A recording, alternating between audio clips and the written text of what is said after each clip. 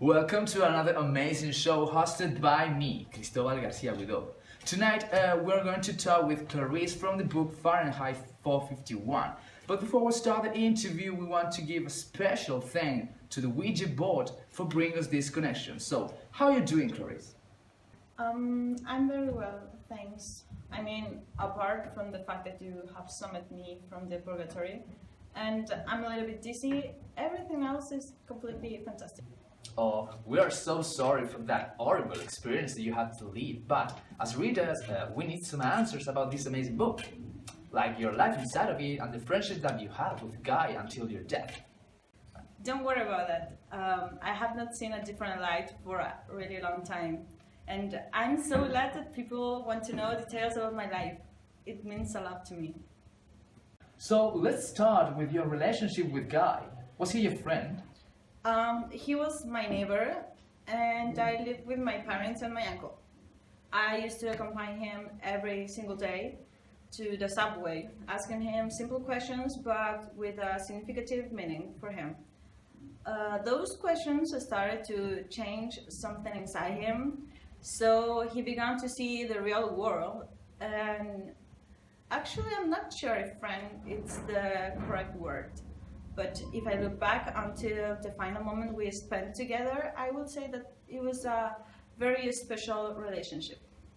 So, you spent all that time hanging out with him just to talk and ask questions? I think that according to the age you had in that time, you should have been at school or something else, don't you think? I barely went to school, and my teachers didn't notice that I wasn't present. And also they believed that I was kind of unsociable person, this kind of weirdo. Oh, that must have been very hard for you, but taking away your absences, could you tell us how was a day at school in that world? Well, those days were so boring. We used to watch TV for an hour, then we practiced basketball, baseball, or some other sport. And sadly, school is only for indoctrinating the students. They never have to think for themselves, but the subjects include sports, transcription, history, and painting. Also, the teacher is on film, telling the students answers without them asking questions. Oh, it sounds absolutely boring, but now we're wondering if you were afraid of firefighters, because the book says that people were afraid of them. Can you tell us why? Some people were so afraid of them because they used to set fire to every single house where they found the book. They burned stuff rather than put the stuff out, and if people didn't want to leave their home, they burned it too. But I believe that he was just a common man. Even if you thought this guy was just a man, why do you think he was not like the regular people? Guy was so polite with me since the very beginning, even though he was very surprised when I started asking him questions. He took them very well. Then he realized that some aspects of his life needed to have a new answer.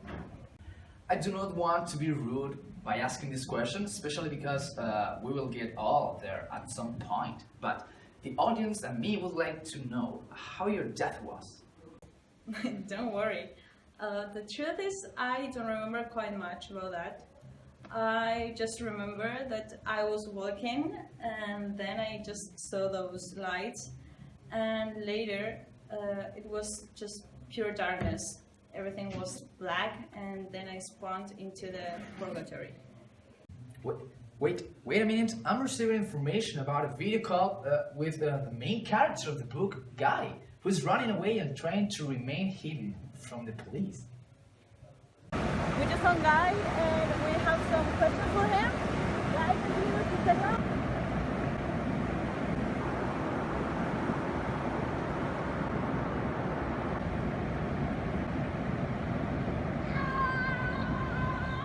Yes, indeed, I'm trying to remain hidden, and I must say that I'm afraid because whether they already know where I am or if they are coming this way.